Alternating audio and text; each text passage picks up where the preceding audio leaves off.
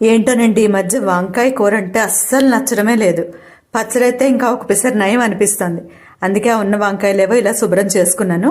మూగుట్లో నూనె వేసి వంకాయ ముక్కలు వేసి మగ్గిన తర్వాత తగినండి పచ్చిమిరపకాయలు, వీటికి కారం ఉన్న పచ్చిమిరపకాయలు ఒక 7-8 వేసినట్టున్నాను. అవి కూడా వేసి బాగా మగ్గాక పసుపు చింతపండు వేసి స్టవ్ ఆఫ్ చేసుకోవాలి. నిజానికి ముందే ఆవాలు, మెంతులు, మినపప్పు, ఎండుమిరపకాయలు వేయించి కూడా చేసుకోవచ్చు. అదొక రకమైన టేస్ట్ అనమాట, ఇదో రకమైన టేస్ట్. ఇదంతా చల్లారాక ఉప్పు వేసి గ్రైండ్ చేసుకోవాలి. అయితే ఈ నల్ల వంకాయలతో పచ్చడి చేసినప్పుడల్లా నేను ఒకటి అబ్జర్వ్ చేస్తున్నాను.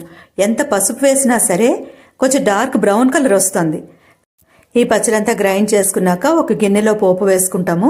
అంటే మూకుళ్ళు నాకు అందుబాటులో లేవులేండి, అందుకే దళసరి స్టీల్ గిన్నెలో వేసాను.